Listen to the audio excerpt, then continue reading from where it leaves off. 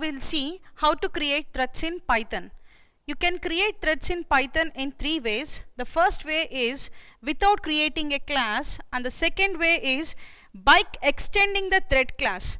Already we are having thread class, so we are going to extend the thread class by our own class here, and without extending thread class. So the first one, without creating a class, generally we'll be calling it as a functional approach.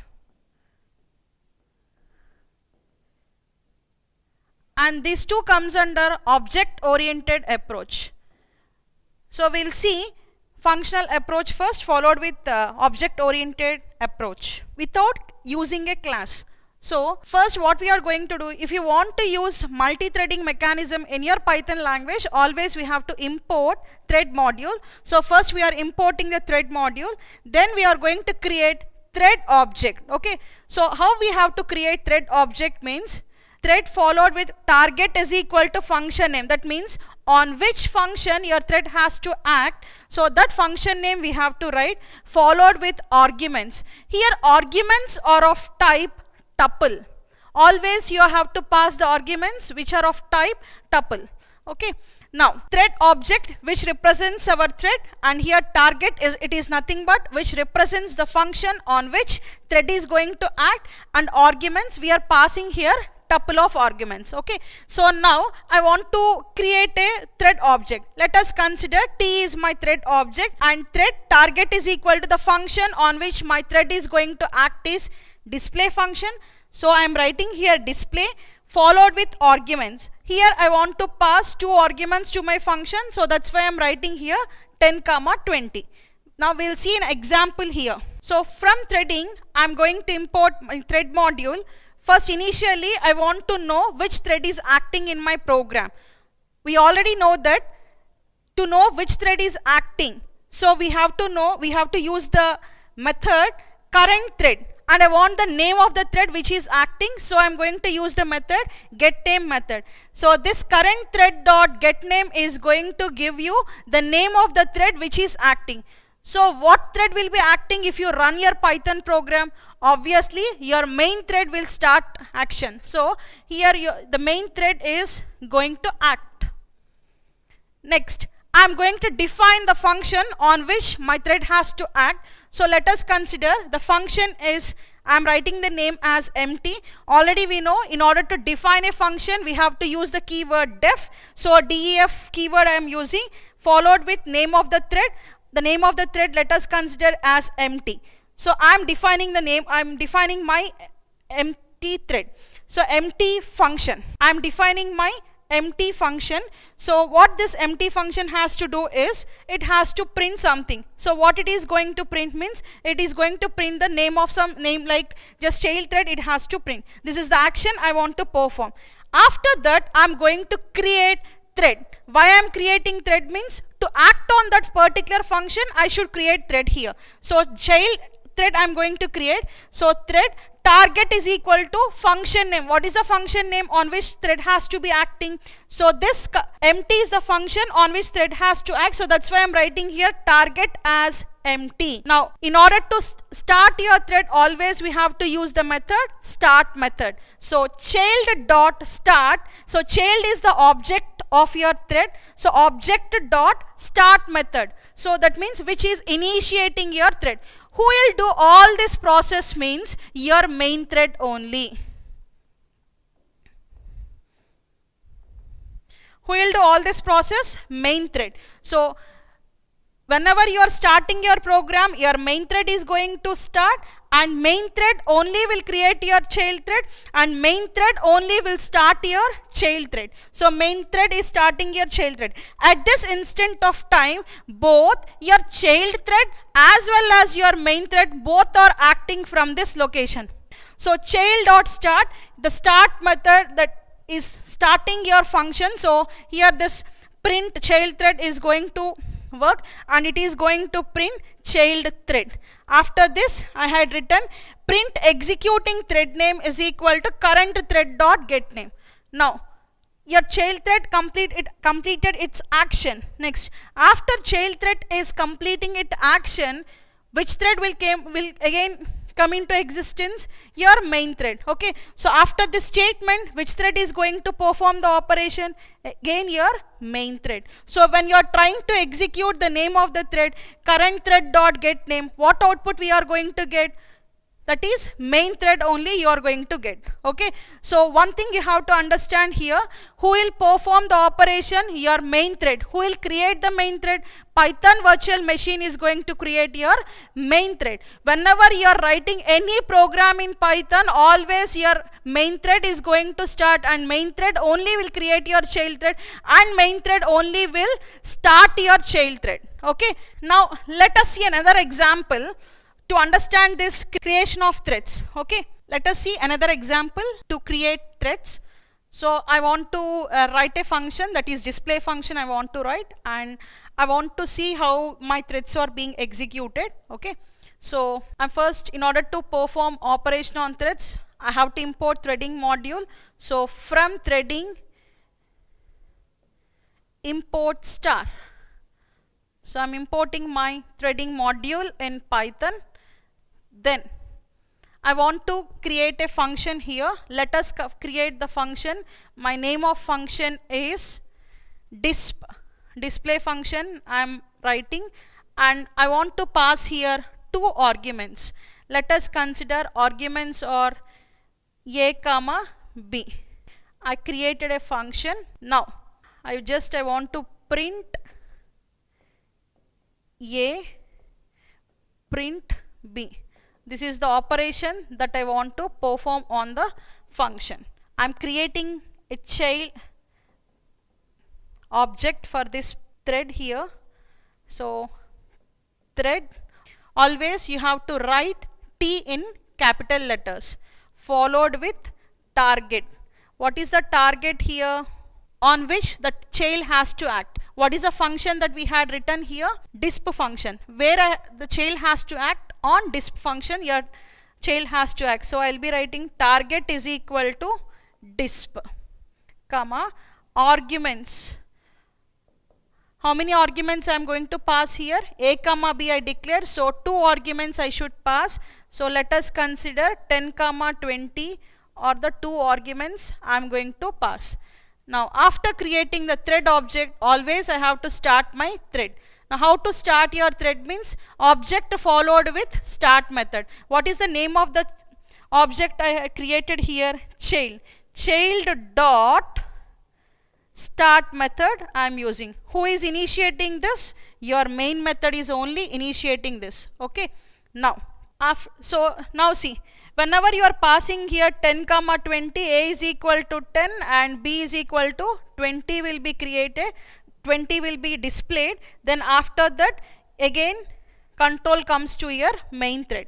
So at this point of execution, so after your child thread is starting, your main thread also will perform its own operation. Child thread will be run by your child thread. Child.start is going to perform starting of your thread. Okay, child thread has been started. Who is initiating this? Main thread is initiating. After initiation of this child thread will perform its own action and main thread will perform its own action. Okay. Now after this is completed, again control comes to your main thread. So this is about your creation of threads in Python without creating a class. One more important thing that we have to remember here is, here you are passing arguments. I am saying argument should be passed of type tuple. That means if you are passing only one argument in tuple format, so always you have to keep here arg1 followed with comma. Already we learnt in earlier in the basics when you are learning tuple, we had learned this. If you want to pass only one argument, argument 1 comma you have to keep. Don't write like this. arg1, you should not write like this. You have to keep a comma if you want to pass only one argument. This is about your without creating a class. Now we will be seeing by extending thread class. So this is your object oriented approach. So you can create your thread by extending your thread class. Already thread class is there. So you can extend your thread class. How to extend this we'll be seeing. While you are extending your thread class, the most important thing that you have to remember here is only you can perform overriding of only two things, two methods. The one is init method. You can override init method and run method. Except init method and run method, you should not perform overriding on any other methods in thread class. That is the most important thing that we have to remember here. Now how to create a child thread we'll see. So first I am going to import threading module. I am creating a class. So my thread is nothing but subclass whatever I am creating. Okay, I am going to create the subclass. Name of my subclass is my thread, and you are extending to your main class. What is the main class here? Thread class you are extending. That thread you have to write here, and then I am performing overriding of my run method. This is your run method. I am going to perform overriding. What operation I want to do here is I want to print hi from child 7 times. Okay, so for x in range of 7, that is range function will start with 0 to 6. From x 0 to 6 times, that is total of 7 times, you are going to print hi from child. This is the operation that you want to do, and this operation you are overriding to your run method. Now I am going to create object of my subclass. Now what is the class that I had created here? My thread, and name of the object is A. Now to start this thread class, what I am going to do? A dot start method I am calling. So A dot start, what does A dot will perform? A dot start will performs the action of displaying the values from hi from child 7 times. Then at the same time I am writing A dot join. Now what is the use of this join method? If I won't write this join method, your main thread and your child thread will run, and we can't say which thread is going to run in particular instant of time. So to stop the process of another thread while one thread is running, I am going to use this join method. Join method will terminate the process. Okay, now hi from child is going to print 7 times. After completion of this, again you will be coming to your main thread. What is the main? So to know that, that's why I had written here print by from current thread dot get name. So after completion of your child thread, you are coming out of that thread. No, what will be the thread which is acting at this instance? Only main thread is going to act. So get name will be returning you the main thread. So answer will be by from main thread. Okay, so did you understood this extending the thread class? So first thing is you have to create your own class. What is the subclass that I am going to create? I have to write over here from where we are extending from your main thread class. That main class name you have to write here. Then you have to override the run method whatever we had written, and that run method I am performing overriding. Then I have to create the object of this subclass, and I have to start this particular thread with the help of object that has been created. Then you can perform your operation. In this way you can perform by extending thread class. So this is one mechanism. So you can extend your thread class by init method also. We had seen till now the run method. So you can perform the same operation with init. So we already know what is underscore init means. It's a constructor. With the help of constructor also you can perform the same thing. Now we'll be seeing that. So I'm performing here extending the thread class, and what method I'm going to use? Init method I'm going to use here. So first I'm going to create a subclass to the main class. So let us consider my subclass name is my thread. My thread is the name of my subclass. So to which class I'm going to create the subclass? The main thread class. So thread is my main class. Then I'm going to create a constructor. So define underscore init underscore. This is nothing but your constructor. We had created a constructor. Then the constructor is going to call thread class constructor. So here what I am doing, I am going to call thread class constructor. Then I am going to perform overriding of my run method which is present.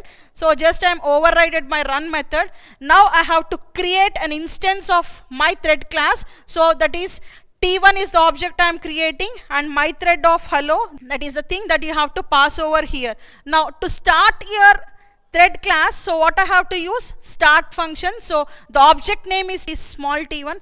T1 dot start, it is going to start your sub function.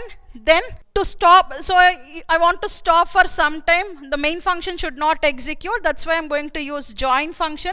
So wait till thread completes its execution. Join method will stop the main thread.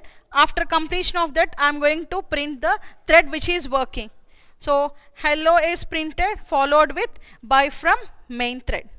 This is about your creation of thread by using constructor mechanism. Now we'll see how to create thread without extending your thread class. Without extending the thread class. That means we are going to create our own thread class. See, how to create this means class, the syntax is class followed with class name. So now we are not working on the thread class. We are going to create our own class. Then we will be writing some statements. Then object name. So what is the object name? The class name, whatever you had created. Then we have to create our thread object. See here, I am going to create my own thread class. Class followed with name of the class, that is my thread. Then I am going to write some function. Okay. So the function name is display function. So display function wants to display the values a comma b, and it is going to print a comma b values. Now I created object. So name of the object is my myt, nothing but my thread. So which is acting on this my thread class. Now I'm going to create an object here. Object is t. So thread of target is equal to my myt dot display. So now let us discuss how to create a thread without extending thread class. So we can create our own thread class also. So it is not going to inherit your thread class. So how to do this means, so first always we have to import a threading module. Then I'm going to create class followed with class name. Then I'm going to write some number of statements. Then I'm going to create an object of the subclass. So object of the class. So object name is equal to class name I'm writing. Then I created a thread object. So the example class, the thread class followed with class name. The thread class that I am going to create. Let us consider it is my thread, and I am going to write some function in this. So diff display of self of a comma b, and it's want to perform the display of operation a comma b. Then I am going to create an object. So object is equal to myt, and it is going to act on my thread class. So now I am going to create a thread object. Thread of target is equal to, what is the object that is holding here? myt. myt dot, on what function it has to work? It has to work on the function disp. So that's why I'm writing display. So object name is myt, on which function it is acting? Display function. So myt dot display followed with arguments. How many arguments I have to pass here? 2 arguments. So what are the 2 arguments? A and 10 and 20. 10 is passed here and 20 will be passed here. If you are trying to print of a comma b, you are going to get 10 and 20. In this way you can create your own thread class. In this way you can create your own thread class. Now already I told you that you can create your own thread class by using your constructor method also you can follow. Now we are going to see how to create. Now we are going to see creating a thread without making a subclass to thread class from threading. Okay. So without creating a subclass I am saying. So class followed with name of the subclass. Let us name of the class followed with name of the class. Let us consider name of the class is my thread. Then I am going to create my constructor. Then after that I am going to write a method here. Display function I want to perform. So diff of display of self x comma y, and it wants to print x comma y values. Then what I told you, we have to create an instance to our class. So what is our class name? MyThread is our class name, and what it has to do, MyThread str I am given, so I am going to pass hello to this str and created an object. Now I want to display it. So how I am going to write? Now I have to create a thread to run display method of the object. So T1 is the thread name, target is equal to, what is the name of the instance to our class? Obj is the name of the instance of our class. Obj dot, on what function it has to work? Display function it has to work. So that's why I'm writing obj dot display. And how many arguments I have to pass here? 2 arguments, 1 comma 2. This 1 comma 2 will be passed here. So to start our thread, we have to use this start method. So what is the name of our thread? T1. So T1 dot start I am going to use. So your thread is going to start, and now you are going to print. First argument hello is going to pass here. So here str is going to display hello. Then 1 comma 2 will be passed here, and if you are trying to print the arguments, 1 comma 2 will be printed. So this is how, without creating a subclass to thread class, we can create our own subclass by using this. This is done by using constructor. Now we'll see advantages of this threading mechanism. Already I told you that you can utilize the resources in a better way. So better utilization of resources, and it performs simplification of your code, and we are performing execution of multiple tasks at a time. So which means it is allowing concurrent and parallel processing, and it reduces the time. So most of the time your CPU will be in idle state. To overcome that, we are going to this threading mechanism. So it reduces the time consumption or response time, which increases the performance of your system. These are the advantages of your multi-threading. So coming to the summary of this particular topic, so what we had seen, what is meant by tasking, what are the types of tasking, single tasking and multiple tasking, what is a thread. So what are the types of threads you are having, that is your process based threading you are having, and next one is thread based multitasking you are having. We had seen how to create threads in Python, and also we discussed regarding about main thread in Python. Thank you.